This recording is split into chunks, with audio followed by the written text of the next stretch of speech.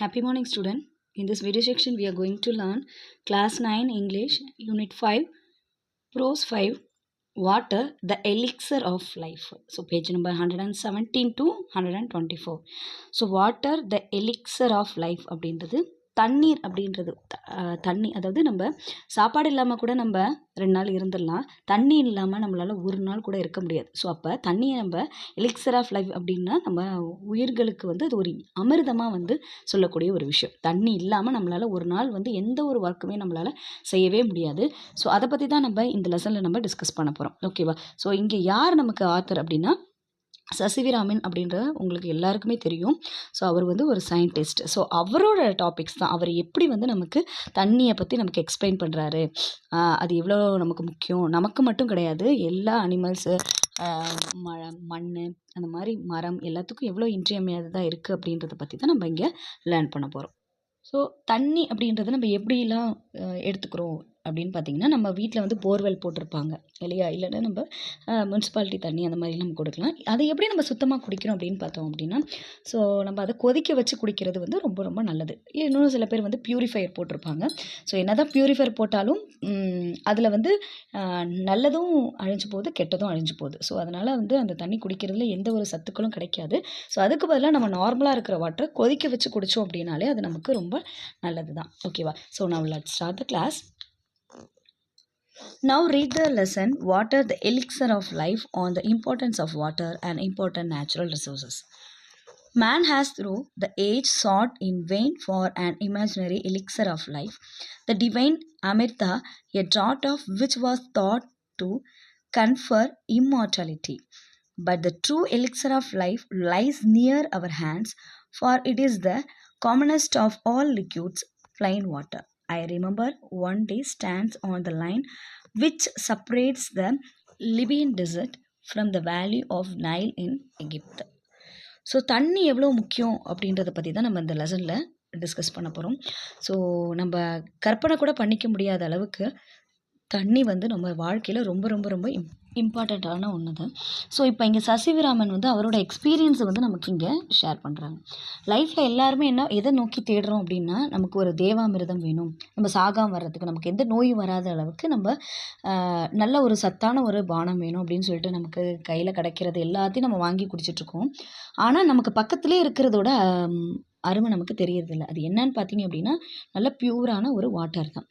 So எனக்கு இன்னமும் ஞாபகம் இருக்குது அப்படின்னு சொல்கிறாரு. என்ன அப்படின்னா, அந்த லிபியா பாலைவனத்தில் எகிப்தில் இருக்கிற அந்த நைல் பள்ளத்தாக்கு இருக்கு இல்லையா, ஸோ அதை பிரிக்கிற அந்த எல்லை கோட்டில் இவர் நின்றுட்டு இருக்கிறார். யார் அப்படின்னா சசிவிராமன். On one side was visible a sea of billowing sand without a speck of green or a single living thing anywhere on it. On the other side lay one of the greatest, most fertile and densely populated areas. So ஒரு side பார்த்தோம் அப்படின்னா ஒரு சின்ன பிளான்ட்டோ இல்லை ஏதாவது ஒரு அனிமலோ எங்கேயுமே வாழாத அந்த ஒரு இடம், கடலில் இருக்கிற அந்த மணல் போல் இருக்கக்கூடிய ஒரு இடம். இன்னொரு சைடு பார்த்தோம் அப்படின்னா நல்ல வளமாக இருக்குது, மக்கள்லாம் வாழ்கிற மாதிரி நல்ல வளமான ஒரு இடமா இருக்குது. To be found anywhere on the earth, teeming with the life and vegetation. What made this wonderful difference? Why it is the water of the river Nile flowing down to the Mediterranean from its source a couple of thousands of miles away. So நிறைய மக்கள் வாழ்கிற மாதிரி, நல்லா ஃபுல்லாகவே க்ரீனரியாக இருக்கிற மாதிரி, நல்ல ஒரு வளமான ஒரு இடமா இருக்கிற அந்த இடம். ஸோ இதெல்லாம் எப்படி இந்த சைடு பார்த்தா ஒரு சைடு, அதாவது ரெண்டாக பிரிகிற அந்த இடத்துல ஒரு சைடு மணலாக இருக்குது, இன்னொரு சைடு பார்த்திங்கன்னா இப்போ மனுஷங்க வாழ்கிற மாதிரி ஃபுல்லாகவே க்ரீனரியாக இருக்குது. இதெல்லாம் எதனால அப்படின்னு பார்த்தீங்க அப்படின்னா, எல்லாமே இந்த நைல் நதியால் தான். நைல் நதி இந்த ஓடி வர அந்த இடத்துனால தான் இந்த இடம் இப்படி வளமாக இருக்குது அப்படின்னு சொல்கிறாங்க. Next, geologist tells us that the entire soil of the Nile Valley is the creation of a river itself, brought down as the finest slit in its flood water from the highlands of Abyssinia and from remote Central Africa and laid down through the ages in the trough through which the Nile flows into the sea. Egypt, in fact, was made by its river. Its ancient civilization was created and is sustained by the life-giving water which come down year after year with unfailing regularity. So ஜியாலஜிஸ்ட்லாம் என்ன சொல்கிறாங்கன்னு பார்த்தீங்கன்னா, so இந்த Nile பள்ளத்தாக்கில் இருக்கிற அந்த மண் பார்த்தீங்க அப்படின்னா அபிசீனியா, அதாவது எத்தியோப்பியா, இப்போ இருக்கிற எத்தியோப்பியாவுக்கு பேர் வந்து அபிசீனியா. ஸோ அங்கே இருக்கிற அந்த மலையிலேருந்தும் சென்ட்ரல் ஆஃப்ரிக்காவிலேருந்து காலங்காலமாக ரொம்ப நாளாகவே வந்து நைல் நதியிலேருந்து தண்ணி வருது இல்லையா, அதுலேருந்து கொண்டு வரப்பட்ட அந்த மண் தான் இது. கடலில் கடக்கிற வரைக்குமே பார்த்தீங்க அப்படின்னா அந்த மண் தான் படிவாக இருக்குது. ஸோ நைல் நதியால் மட்டும்தான் அதை கொண்டு வந்த மண் தான் வந்து இப்போ ஒரு எகிப்து அப்படின்றத நாடையே உருவாக்கியிருக்கு. ஸோ அந்த காலத்தில் வந்து எகிப்து அப்படின்றது ஒரு ஃபேமஸாக அங்கே உள்ள நாகரிகங்கள் உருவாகிறது அப்படின்னு சொல்லி நிறைய நம்ம ஹிஸ்ட்ரி படிச்சிருந்தாலும், ஸோ ஒவ்வொரு வருஷமும் இந்த எகிப்து வந்து வளமாக இருக்குது அப்படின்னு பார்த்தீங்கன்னா இது இந்த நைல் நதியால் மட்டும்தான் அப்படின்னு சொல்கிறாரு. I give this example and could give many others to emphasize that this common substance which we take from granted in our everyday life is the most important and the most wonderful things on the face of our earth. It has played a role of vast significance in shaping the course of Earth's history and continues to play the leading role in drama of life on the surface of our planet. So இங்கே சசிவிராமன் வந்து நமக்கு ஒரு example சொல்கிறேன். நம்ம daily லைஃப்பில் நமக்கு தண்ணி வந்து ரொம்ப ரொம்ப ஆற்றல் மிக்கதாக இருக்குது, பூமியில் கிடைக்கிற ஒரு அற்புதமான ஒரு பொருளாக தான் நம்ம பார்க்க முடியும் அப்படின்னு சொல்லி நிறைய எக்ஸாம்பிள் சொல்லலாம் தண்ணியை வச்சு. ஸோ இயல்பாகவே இயற்கையாகவே நமக்கு கிடைக்கிற இந்த நீரோட முக்கியத்துவத்தை வந்து எப்படி சொல்கிறாரு அப்படின்னா, நம்ம வாழ்க்கையில், அதாவது பூமியோட மேற்பரத்தில் நமக்கு வாழ்க்கை அப்படின்னு ஒரு நாடகம் நடத்துகிறோம் நம்ம லைஃப்பை சொல்கிறாரு. ஸோ அதில் வந்து இந்த தண்ணி அப்படின்றது ஒரு முக்கியமான பங்கு வகிக்குது அப்படின்னு சொல்லி எக்ஸாம்பிளாக சொல்கிறாரு.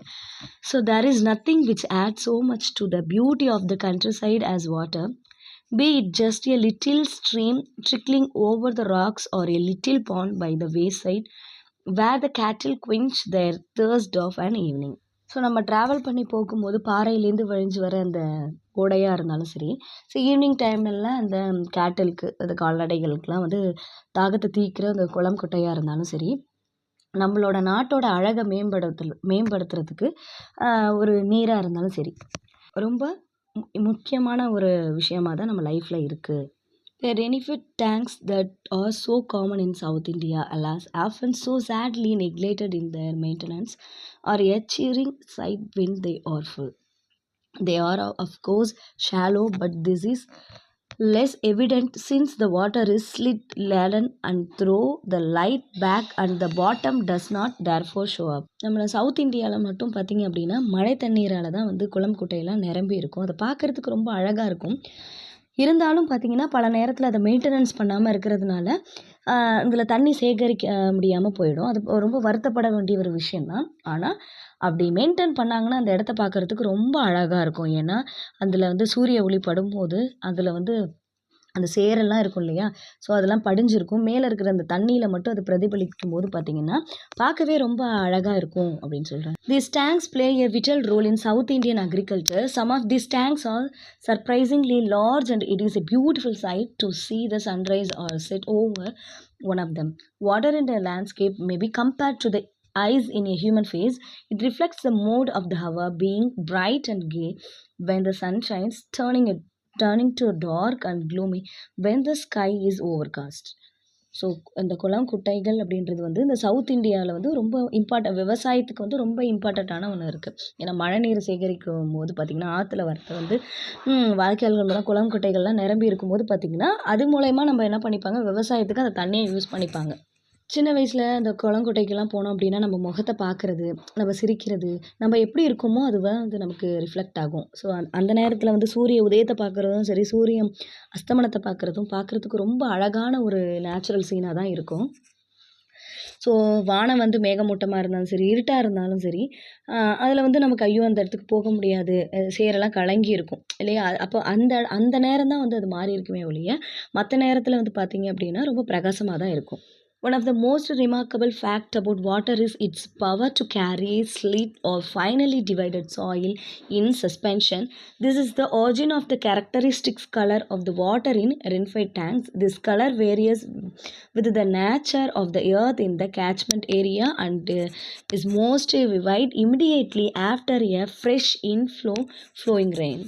ஸோ ஒரு முக்கியமான ஒரு உண்மைன்னு பார்த்தீங்க அப்படின்னா, மண்ணை வந்து அரிச்சிட்டு வரும்போதும், ஸோ அதை தனித்தனியாக மண்ணை பிரித்து வைக்கிறதுன்னு பார்த்தீங்க அப்படின்னா, நீர் தண்ணி தான் அப்படின்றது. தண்ணி ஓடி வரும்போது தான் அந்த இடத்துல அரிப்புக்கு தகுந்த மாதிரி ரொம்ப கனமான மண், மெலிசான மண்ணுன்றதும் பிரியும். இன்னொன்று வந்து நீர் வந்து நிறையா ஒர்க் பண்ணுது. ஸோ அதோட கேரக்டரிஸ்டிக்ஸ் அப்படின்னு பார்த்தீங்க அப்படின்னா, அதை தண்ணியை மண்ணை அரிச்சிட்டு வர்றது, அதை ஒரு இடத்துலேருந்து இன்னொரு இடத்துக்கு கடத்திட்டு வர்றது, அப்புறம் வந்து படிய வைக்கிறது, ஒரு இடத்துல வந்து படிய வைக்கிறது, இந்த மாதிரி நிறைய விஷயங்கள் செய்யுது.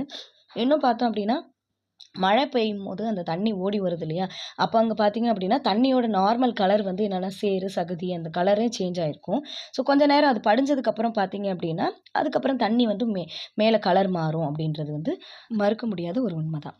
Swiftly flowing water can carry fairly large and heavy particles. The finest particles, however, remain floating within the liquid in spite of their greater density and are carried to great distance. Such particles are, of course, extremely small, but their number is also great and incredibly large amounts of solid matter can be transported in this way. So தண்ணியை வந்து அரிச்சிட்டு வருது இல்லையா? அதில் அது வந்து சின்ன சின்ன மண்ணாக இருந்தாலும் பார்த்தீங்க அப்படின்னா, அதோட கவுண்டிங்ஸில் வந்து பார்த்தீங்கன்னா ரொம்ப அதிகமாக தான் இருக்கும். நம்ப முடியாத அளவுக்கு நிறைய அமௌண்ட் ஆஃப் சாலிட்ஸை வந்து என்ன பண்ணுது அப்படின்னா, ஒரு இடத்துலேருந்து இன்னொரு இடத்துக்கு வந்து இது என்ன பண்ணுதுன்னா டிரான்ஸ்போர்ட் பண்ணுது. இந்த மெத்தடில் தான் வந்து மண் வந்து ஒரு இடத்துலேருந்து இன்னொரு இடத்துக்கு எடுத்துகிட்டு போகுது. When slit laden water mixes with the salt water of the sea, there is rapid precipitation of the suspended matter. This can be readily seen when one travels by steamer down a great river to the deep sea. The color of the water changes successively from the muddy red or brown of a silt through varying shades of yellow and green, finally to the blue of the deep sea. That great tracts of land have been formed by silt thus deposited is evidence on examination of the soil in alluvial areas. Such land consisting as it does of finally divided matter is usually very fertile. So இப்படி அந்த மண் கலந்த நீர் வந்து ஆற்றுலேருந்து கடலில் போய் கலக்கும் போது பார்த்தீங்க அப்படின்னா, கொஞ்சம் கொஞ்சம் கொஞ்சமாக அந்த ப்ரெசிபிட்டேஷன் அதே அந்த தண்ணி வந்து படிகிறது வந்து நம்ம பார்க்க முடியும். இதை வந்து ஆழ்கடலில் வந்து ட்ராவல் பண்ணுறாங்க இல்லையா? அவங்க தான் வந்து பார்க்க முடியும். இந்த நீராவி கப்பலில் ட்ராவல் பண்ணுறவங்களுக்கு அந்த கலர் வந்து கொஞ்சம் கொஞ்சமாக அந்த கலர் மண், சகதி சேர்ந்த கலர் கொஞ்சம் கொஞ்சம் கொஞ்சமாக கடலில் கலக்கும் போது பார்த்தீங்க அப்படின்னா, அதோட கலர் வந்து மாறுறது, அதுக்கப்புறம் நார்மலாக வந்து நீல கலரில் மாறுறது வந்து நம்ம பார்க்க முடியும். ஸோ இது வந்து எந்த மண்னால நடக்குது அப்படின்னு பார்த்தீங்கன்னா, இந்த ஆல்வியல் சாயில். ஓகேவா? அந்த வண்டல் மண் வந்து விவசாயத்துக்கு ஏற்றது. அந்த மண் தான் வந்து பார்த்திங்கன்னா கடலில் போய் கலக்குது. ஸோ இது வந்து இந்த மண் வந்து ரொம்ப வளமான ஒரு மண். இதுதான் வந்து விவசாயத்துக்கு ஏற்ற மண்ணாக நம்ம வந்து பார்க்க முடியுது. விவசாயம் நல்லபடியாக இருக்கணும்னா மண் வந்து ஒரு இம்பார்ட்டன்ட் ஒன்று. அதுக்கு வந்து இந்த மண் ஆலிவல் சாயில் தான் வந்து ஏற்றது அப்படின்னு சொல்கிறோம். The flow of water has undoubtedly played a great part and a beneficent one in the geological processes by which the soil on the earth's surface has been formed from the rocks of its crust. So எந்த ஒரு டவுட்டுமே கிடையாது. நீர் அது ஓட்டம் இருக்கு இல்லையா? அது எந்த இடத்துல போகுதோ அந்த இடத்த வந்து வளமானதாக ஆக்குது. அதுக்கு வந்து பார்த்தீங்க அப்படின்னா, இந்த மண் எங்கே உருவாகுது அப்படின்னு பார்த்தீங்கன்னா, இந்த தண்ணி வந்து பாறைகள்லேருந்து வருது இல்லையா? இந்த பாறைகள்லேருந்து அந்த ஃபோர்ஸாக வரும்போது அந்த பாறைகளை அரிச்சு தான் என்ன பண்ணுது அப்படின்னா, மண்ணை வந்து உருவாக்கிட்டு வருது அப்படின்னு சொல்கிறாங்க. The same agency, however, under appreciated condition can also play a destructive part and wash away the soil, which is the foundation of all agriculture, and if allowed to proceed unchecked can have the most destructive effect on the life of country. So இது எவ்வளோ நல்லதோ அதே மாதிரி பார்த்தோம் அப்படின்னா, விவசாயத்துக்கு அடிப்படையாக இருக்கிற அந்த மண்ணையும் என்ன பண்ணுது அப்படின்னா, ஒரே தடவை அள்ளிக்கிட்டு போய் இந்த கடலில் போய் கலந்துருது. ஸோ இப்படியே மண் வந்து நல்லதும் செய்து மண் அரிப்பும் ஏற்படுத்துது. ஸோ அதுக்காக தான் என்ன பண்ணுவாங்கன்னா, அங்கங்கே மண் அரிக்காமல் இருக்கிறதுக்கு மரங்களை வந்து நட்டு வைப்பாங்க. ஸோ இந்த மாதிரி பண்ணுச்சு அப்படின்னா விவசாயன்றது அழிஞ்சு போய் நம்ம நாட்டே வந்து பேரழிவை ஏற்படுத்தும் அப்படின்னு. The problem of soil erosion is one of the serious import in various countries and especially in many parts of India. The condition under which it occurs and the measures by which can be checked are deserving of the closest study. So மண் அரிப்பு soil எரேஷன் அப்படின்றது முக்கியமாக இந்தியாவில் பல பகுதிகளில் வந்து பெரிய விளைவுகளை ஏற்படுத்தக்கூடிய ஒரு பிரச்சனை தான். ஸோ அது தடுக்கிறதுக்கான வழியை தான் நம்ம என்ன பண்ணணும், ஆராய்ச்சி பண்ணணுமே ஒழிய ஸோ அதை போக விட்டு வேடிக்கை பார்க்கக்கூடாது. என்னெல்லாம் பண்ணால் மண் அரிப்பு ஏற்படாமல் இருக்கும் அப்படின்றத நம்ம அதை பற்றி தான் நம்ம என்ன பண்ணணும்னா படித்து தெரிஞ்சுக்கணும். Soil erosion occurs in successive steps, the earliest of which may easily pass unnoticed. In the later stage, the cutting up and washing away of the earth is only too painfully apparent in the formation of deep gullies and ravines, which make all agriculture impossible. Sudden burst of excessively heavy rain resulting in a large runoff, surplus water are the principal factors in causing soil erosion. Contributory cause are the slope of the land, removal of the natural productive coast of vegetation, the existence of ruts along which the water can flow with rapidly gathering momentum, and the absence of any checks of such flow. Incredibly large quantities of precious soil can be washed away if such condition exists, as is too often the case. So மண் அரிப்பு அப்படின்றது இந்த soil எரேஷன் அப்படின்றது எப்படி இருக்கும் அப்படின்றது நமக்கு வந்து தெரிஞ்ச விஷயந்தான். ஸோ ஃபஸ்ட்டு அப்படின்னு பார்த்தோன்னா அதை நம்ம கண்டுக்காமல் விட்டுட்டோம் அப்படின்னா அது நமக்கு பெரிய லாஸாக தான் ஏற்படுத்தும். ஸோ ஃபஸ்ட்டு அந்த மழை நேரத்தில் தண்ணி ஓடும்போது பார்த்திங்க அப்படின்னா அந்த இடத்துல வந்து குழி பள்ளமாக இந்த பள்ளத்தாக்கு மாரி ஆகிடும். ஸோ அதுக்கப்புறம் நம்ம என்ன பண்ணணும், அதை அப்படியே விட்டுட்டோம் அப்படின்னா தண்ணி ஊறி ஊறி ஊறி அப்படியே என்னன்னா மண் வந்து அப்படியே சரிஞ்சிடும். ஸோ அதுக்கு முன்னாடியே நம்ம என்ன ப்ரிகாஷனாக எடுக்க முடியுமோ அதை எடுத்துக்கணும். ஸோ திடீர்னு இருக்கக்கூடிய இந்த sudden first rain, heavy rain இருந்துச்சு அப்படின்னா பார்த்தீங்கன்னா இருக்கிற நார்மல் மண்ணே கூட இல்லாமல் ஃபுல்லாக கம்ப்ளீட்டாக அரிச்சிட்டு போயிடும். ஸோ அந்த மாதிரி ஒரு சுச்சுவேஷனில் வந்து நம்ம எப்படி வந்து பாதுகாக்கணும் நம்மளோட பூமியை அப்படின்றது வந்து எல்லாருக்குமே ஒரு தெரிஞ்சுக்க வேண்டிய ஒரு விஷயமா இருக்குது. நார்மலாக தண்ணி ஓடுற அந்த இடத்த விட இப்போ இந்த மாதிரி திடீர்னு ஹெவி ரெயினாக இருக்கும்போது இன்னும் ஹெவியாகவே வந்து தண்ணி வந்து ஓட்டம் எடுக்கும். ஸோ இதை நம்ம கண்டுக்காமல் விட்டுட்டோம் அப்படின்னா நம்ம வந்து நிறைய லாஸை வந்து சந்திக்க நேரிடும். ஸோ மண் அப்படின்றது வந்து ரொம்ப மதிப்பானது அப்படின்றது தான் இந்த பேராகிராஃப் நமக்கு எக்ஸ்பிளைன் பண்ணுது. The menace which soil erosion present to the continuance of successful agriculture is an alarming one in many parts of India, calling urgently for attention and preventive action. The terracing of land, construction of bunds of check the flow of water, the practice of contour cultivation, and the planting of appropriate types of vegetation are amongst the measures that have been suggested. It is obvious that the aim should be to check the flow of water at the earliest possible stage before it has acquired any appreciable momentum and correspondingly large destructive power. So விவசாய நிலத்தில் மண்ணரிப்பு அப்படின்றது வந்து பார்த்திங்க அப்படின்னா நமக்கு பெரிய loss தான். So அப்படி ஏற்படாமல் தடுக்கிறதுக்கு நிறையா வந்து விவசாய முறைகளை வந்து பயன்படுத்தலாம். ஸோ அதை நம்ம தெரிஞ்சுக்கணும் அப்படின்னு. ஸோ நார்மலாக நம்ம படிக்கட்டு விவசாயம் பண்ணுறது, ஸோ கேப் கிடைக்கும் போது அந்த இடத்துல வந்து மண் அரிப்பு எம்டியாக இருந்தால் தானே மண் அரிக்கும், அந்த இடத்துல வந்து மண் அரிக்காத மாதிரி ஏதாவது சாகுபடிகள் செய்யலாம், அடுக்குமுறை சாகுபடிகள் செய்யலாம், காய்கறிகளை பயிரிடலாம். ஸோ இந்த மாதிரி இருக்கும்போது பார்த்திங்கன்னா தண்ணீரோட வேகம் கம்மியாக இருக்கும்போது மண் அரிப்பு ஏற்படாமல் நம்ம தடுக்க முடியும். ஸோ இதை பற்றி நம்ம தெளிவான ஒரு குறிக்கோளை நமக்குள்ளே வந்து என்ன பண்ணணும், ஏற்படுத்திக்கணும்.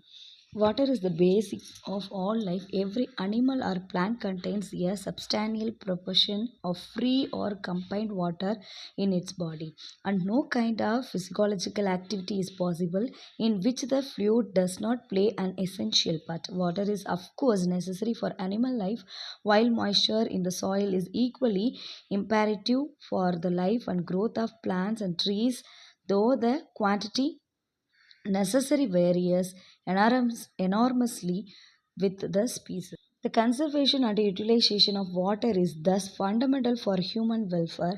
Apart from artesian water, the ultimate source in all case in rain or snowfall. So எல்லா உயிரினங்களுக்கும் வந்து தண்ணி வந்து அடிப்படையானது தான். அது மனிதனாக இருந்தாலும் சரி, விலங்குகளாக இருந்தாலும் சரி, தாவரங்களாக இருந்தாலும் சரி, நம்மளோட உடம்புலையும் சரி, தண்ணி அப்படின்றது ஒரு இம்பார்ட்டண்ட்டான ஒரு பார்ட்டிகல்ஸ் தான். ஸோ நமக்கு தண்ணி இல்லை அப்படின்னா என்ன ஆகும் அப்படின்னா நம்மளால் நினச்சி கூட பார்க்க முடியாது. ஸோ இதே போல் தான் இருக்கிற எல்லா ஜீவராசிகளும் அனிமல்ஸும் தண்ணி இல்லாமல் வந்து பார்த்திங்க அப்படின்னா அதுங்களுக்கும் நிறையா இறந்து போகிறதுக்கான சுச்சுவேஷன்லாம் இருக்குது. ஸோ எப்படி நமக்கு நீரோட தேவை முக்கியம் அப்படின்றது நமக்கு தெரிஞ்சிச்சு. ஸோ அப்போ ஒரு செடி வளர்கிறதுக்கும் வந்து மண் வந்து ஈரப்பதமாக இருக்கணும். ஸோ அப்படி இருந்தால் தான் வந்து மரம் செடி கொடியெல்லாம் நல்லா வந்து வளர்ச்சி அடையும். ஸோ அந்த தண்ணியை வந்து நம்ம பாதுகாப்பானதாகவும் யூஸ் பண்ணிக்கணும். தேவைக்கு அதிகமாக நம்ம யூஸ் பண்ணக்கூடாது. ஸோ அந்த ஆர்டிஷியன் ஊற்று அப்படின்னு பார்த்தோம்னா அதுக்கப்புறம் நம்ம ஊற்றுலேயும் தண்ணி வர்றது இல்லாமல் நம்ம வேறு என்னத்தை நம்ம டிபெண்ட் பண்ணியிருக்கிறோம் அப்படின்னா அந்த மழையையும் பனிப்பொழிவையும் தான். ஓகேவா? So much of Indian agriculture depends on seasonal rainfall and is therefore very sensitive to any failure or irregularity of the same. The problems of soil erosion and of inadequate or irregular rainfall are closely connected with each other. It is clear that the adoption of techniques prevention soil erosion would also help to conserve and keep the water where it is wanted, in other words, on and in the soil, and such techniques therefore serve a double purpose. So Indian அக்ரிகல்ச்சரை பார்த்தோம் அப்படின்னா நம்ம எப்பயுமே depend பண்ணியிருக்கிறது இந்த seasonal rainfall மட்டும்தான். அந்த seasonal rainfall இல்லை அப்படின்னா நமக்கே தெரியும் அதில் இந்த சீசனில் கிடைக்கக்கூடிய எல்லா ஃப்ரூட்ஸ் அண்ட் வெஜிடபிள்ஸோட ரேட் அதிகமாக இருக்கும். அதோட குவாலிட்டி வந்து கொஞ்சம் கம்மியாக இருக்கும். ஸோ அப்போ நமக்கு மழை பெய்யலைனாலும் நல்லது கிடையாது இல்லையா? ஸோ அப்போ அந்த மழை பெய்யும் போது அந்த மண்ணரிப்பு வராமல் இருக்கிறதுக்கு என்னென்ன பண்ண முடியுமோ அதை தான் நம்ம அந்த டெக்னிக்ஸை தான் நம்ம என்ன பண்ணணும், ஃபாலோ பண்ணணும். ஓகேவா? ஸோ இது அதாவது மழை தண்ணி வந்து பூமிக்கு அடியிலையும் நம்ம சேர்த்து வைக்கலாம். மழை பெய்யும் போது அதை பூமிக்கு மேலேயும் நம்ம வந்து சேர்த்து வச்சிடறோம். ஒரு குளம் குட்டை மாதிரி ஏற்பாடு பண்ணிவிட்டு அந்த மழை நீரை சேமித்து வச்சு நம்ம அதை ஃப்யூச்சரில் யூஸ் பண்ணிக்கலாம். ஸோ இந்த மாதிரி நிறைய டெக்னிக்ஸ் இருக்குது, அதை நம்ம ஃபாலோ பண்ணணும். It is evident however that in a country having only a seasonal rainfall an immense quantity of rainwater must necessarily run off the ground. The collection of utilization of this water is therefore of vital importance. Much of it flows down into the streams and rivers and ultimately finds its way to the sea.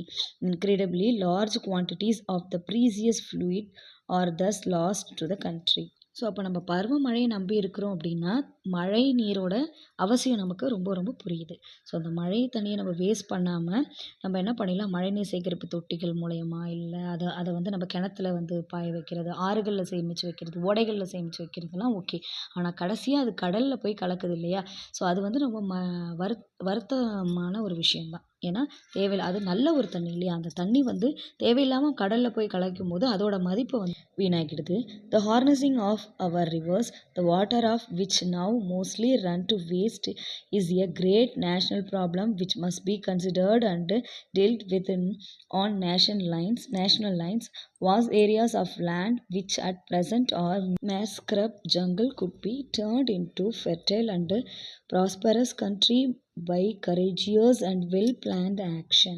So இப்படி அந்த நல்ல தண்ணி எல்லாமே கடலில் வீணாக்காமல் சேகரிக்கிறதுக்கு ஏதாவது ஒரு தேசிய சிந்தனையோடு நம்ம என்ன பண்ணணும்னா இந்த பிரச்சனையை வந்து நம்ம எல்லாரும் சேர்ந்து வந்து இதுக்கான ஒரு சொல்யூஷனை ஏற்படுத்தணும். ஸோ நிறையா லேண்டெலாம் பார்த்திங்க அப்படின்னா வேஸ்ட்டாக தான் இருக்குது. அந்த மாதிரி ஏரியாஸ் எல்லாம் நம்ம என்ன பண்ணணும்னா இதை நல்ல ஒரு ப்ராஜெக்ட்க்கு யூஸ் பண்ணோம் அப்படின்னா நம்ம பூமியை வந்து ரொம்ப செல்வம் மிக்கதாக ஒரு இதை நம்ம மாற்றிடலாம். Closely connected with the conservation of water supplies and the problem of afforestation, the systematic planting of suitable trees in every possible or even in impossible areas, and the development of what one can call civilized forest as distinguished from wild and untamed jungle is one of the most urgent needs of India. Such plantation would directly and indirectly prove a source of untold wealth to the country. நீர் வளத்தை வந்து பெருக்கணும் அப்படின்னு பார்த்தோம் அப்படின்னா நமக்கு தெரிஞ்ச இடங்கள்ல, தெரியாத இடங்கள்ல, அடர்ந்த காடுகளில் கூட நம்ம என்ன பண்ணலாம் அப்படின்னா இன்னும் மரங்களை நட்டு வளர்க்கலாம். மரங்கள் அதிகரிக்க தான் வந்து மழை வந்து நமக்கு கிடைக்கும். மழை இல்லை அப்படின்னா நம்ம நாடு வந்து ஒரு பாலைவனமாக மாறுறதுக்கான சான்ஸ் இருக்குது. ஸோ அப்போ இந்தியாவில் வந்து நமக்கான அவசர தேவை என்னன்னு பார்த்தீங்க அப்படின்னா மரங்களை நடுறது மட்டும்தான். ஸோ அப்படி மரம் நடுறதை வந்து நம்மக்கிட்ட ஒரு செல்வமாகவே நம்ம என்ன பண்ணணும்னா வளர்க்கணும் அப்படின்றது தான்.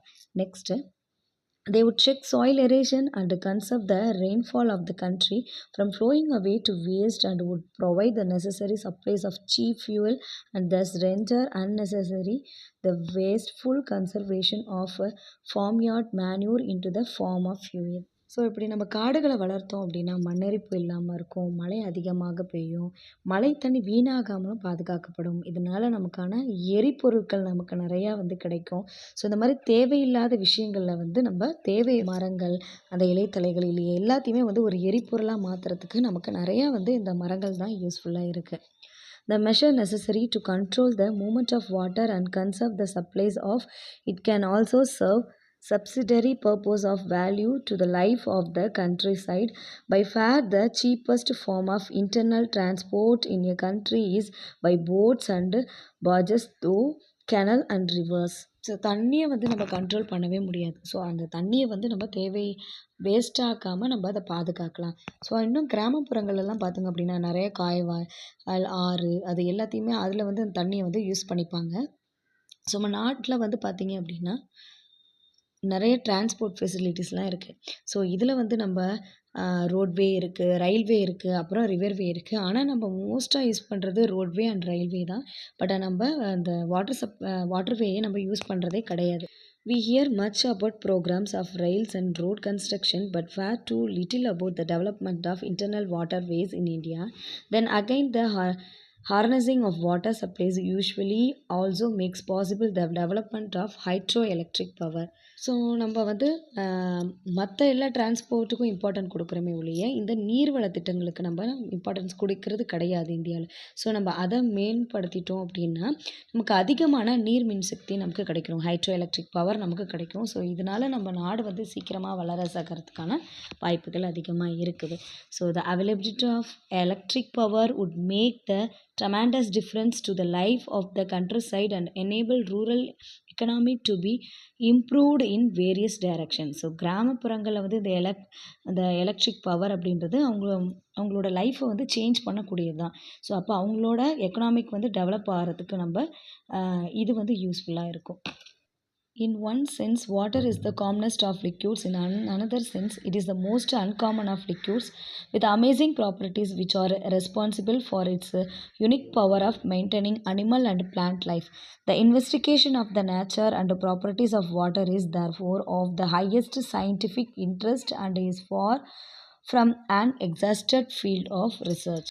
ஸோ தண்ணி அப்படின்றது எவ்வளோ நமக்கு இம்பார்ட்டன்ட் அப்படின்றத நம்ம பார்த்தோம். ஸோ அதை நம்ம ஒரு லிக்யூடாக பார்க்காம அப்படின்னு பார்த்தோன்னா நமக்கான ஒரு நெசசரி பார்ட்டாக தான் நம்ம அதை பார்க்கணும். ஓகேவா? ஸோ இது அறிவியல் பூர்வமான நிறைய உண்மைகள் தண்ணீரில் நிறையாவே இருக்குது. ஸோ நிறைய ஆராய்ச்சி துறைகளில் இதில் ரிசர்ச் பண்ணிக்கிட்டே தான் இருக்காங்க. ஸோ இன்னும் நமக்கு தெரியணும்னா டியூனியூ டாப்பிக்கில் the greatest Pacific garbage patch பார்த்திங்கன்னா இந்த பசிபிக் ஓஷனில் நிறைய குப்பை குவியல்கள் தான் நிறையா இருக்குதாம். ஸோ உலகத்தில் நிறையா டிரான்ஸ்போர்ட் அதாவது வாட்டர் டிரான்ஸ்போர்ட் இன்னும் பெரிய ஓஷன்னு பார்த்திங்கன்னா நமக்கு பசிபிக் தான். இதில் நிறைய குப்பை குவிகள் தான் இருக்குது. ஸோ இது பசிபிக் பெருங்கடலேருந்து ஹவாய் தீவுக்கும் கலிஃபோர்னியாவுக்கும் நடுவில் தான் இருக்குது. இந்த டெக்சாஸ் அப்படின்ற அந்த பிளேஸை விடையும் இந்த குப்பை குவியல் பார்த்திங்கன்னா பெருசாக இருக்குது. ஸோ கிட்டத்தட்ட பார்த்திங்கன்னா 7 மில்லியன் டன் பிளாஸ்டிக்ஸு அப்புறம் அந்த உடஞ்ச பார்ட்ஸ் எல்லாமே 9 அடி ஆழத்தில் நமக்கு கடலில் இருக்குது. ஸோ இது எல்லாமே பார்த்திங்கன்னா 80% இது எல்லாமே ஆறுகள்லேருந்து மிதந்து நிலத்திலேருந்து ஆறுகள்லேருந்து மிதந்து கடலில் சேர்றது தான். மீதம் இருக்கிற அந்த 20% பார்த்திங்கன்னா இந்த பெட்ரோலியம் தோண்டி எடுக்கிறது, இது கப்பலில் உள்ள வேஸ்ட்டு அப்படின்றது தான்.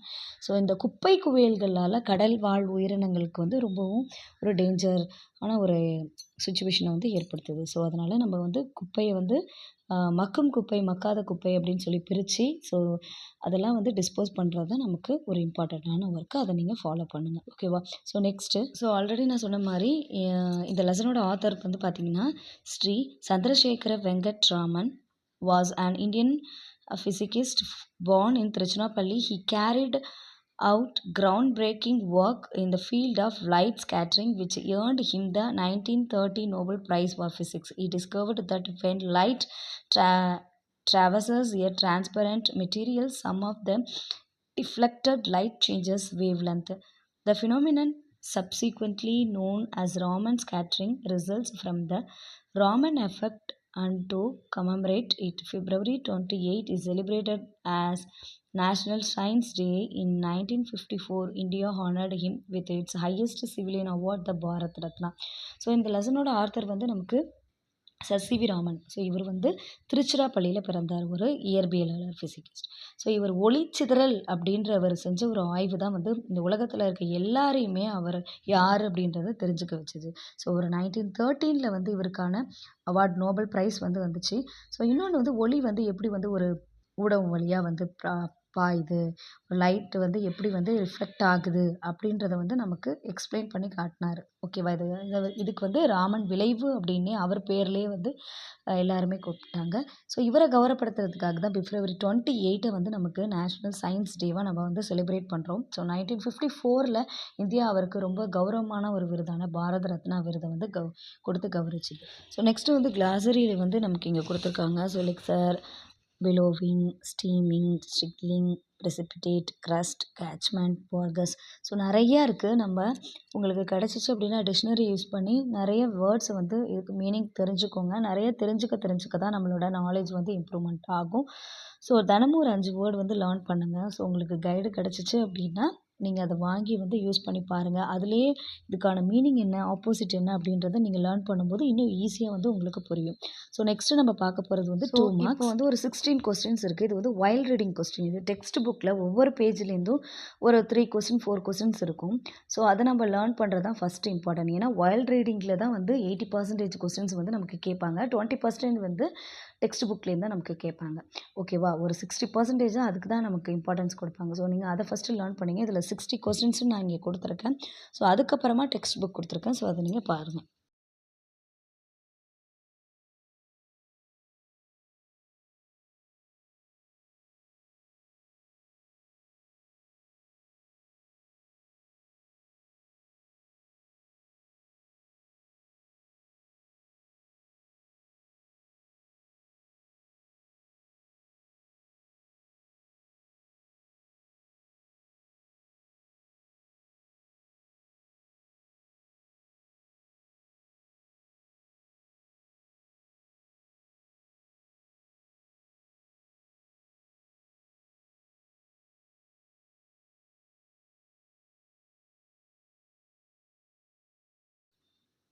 ஸோ இங்கே கொடுத்துருக்க இந்த 5ம் வந்து பார்த்தீங்கன்னா text book question answer. So இந்த டெக்ஸ்ட் புக் 5 அதுக்கப்புறம் பார்த்தீங்கன்னா பேராகிராஃப் இருக்குது, 3 பேராகிராஃப் இருக்குது. அதையும் நான் இதில் அட்டாச் பண்ணியிருக்கேன். அதையும் நீங்கள் பாருங்கள்.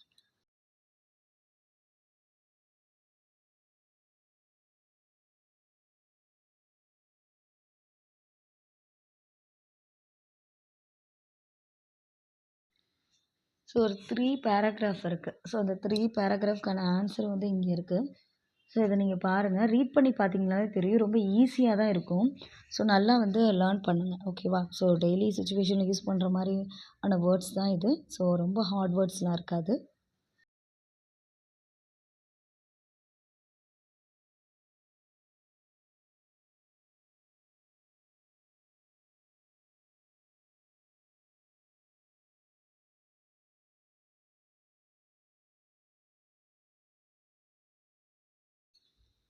ஸோ நெக்ஸ்ட்டு வந்து பார்த்திங்க அப்படின்னா இடியம்ஸ் பார்க்க போகிறோம். ஓகேவா? இது ஒரு இம்பார்ட்டண்ட்டான கிராமர் டாபிக். ஸோ ஆல்ரெடி நம்ம குவார்ட்டர்லி போர்ஷன்லேயே இடியம்ஸ் பற்றி நம்ம டீட்டெயிலாக பார்த்துருக்கோம். ஸோ இங்கே பிளட் ரன்ஸ் திக்கர் தென் வாட்டர். ஸோ இது நமக்கு ஒரு பழமொழி இருக்குல்ல, தானாடாவிட்டாலும் தன் சதையாடும். ஸோ இதுக்கு என்னென்னா family members have stronger obligation with each other than with people outside the family. Second, to be a fish out of water. So தண்ணியை விட்டு மீன் வெளியில் வந்துருச்சு அப்படின்னா டு பி uncomfortable in a particular situation. Dull as dishwater. இதுக்கு answer வந்து போரிங் இல்லைனா uninteresting. As a duck takes to water. Fourth ஒனுக்கு வந்து பார்த்தீங்கன்னா naturally with ease. Come hell or high water. இதுக்கான ஆன்சர் வந்து no matter what happens. You never miss the water till the well runs dry. Sixth ஒனுக்கு வந்து people are not grateful for what they have until they lose it. Next, pour cold water on something. So இதுக்கு to criticize or stop something that some people are enthusiastic about. So next வந்து பார்த்தீங்கன்னா tread water. So இதுக்கான answer to be active but without making progress or falling further behind. Next, be water of a duck's back. So இதுக்கான answer வந்து criticism to someone that has no effect on them at all. So last one to be in deep water. So இதுக்கான answer to be in a difficult situations. ஓகேவா? So இதுக்கு லைட்டாக clue word மட்டும் use பண்ணி நீங்கள் memory பண்ணிக்கோங்க. So next பார்க்க போகிறது water is a scares resource. Discuss the cause problems and solution. So இதுக்கான சொல்யூஷன் என்ன, ப்ராப்ளம் என்ன, இதுக்கான காஸ், இதுக்கு என்ன, அதாவது நமக்கு ஏற்பட கிடைதல், இது எதனால் ஏற்படுது, அதுக்கு என்ன பண்ணலாம் அப்படின்றது எல்லாமே இங்கே கொடுத்துருக்காங்க. டிஸ்கஸ் பண்ண சொல்கிறாங்க. இது ஓன் ஐடியா கூட நீங்கள் என்ன பண்ணலாம், ரைட் பண்ணலாம். ஓகேவா? Okay student, hope you all are understood. Thank you all and be safe. We will meet in the next class.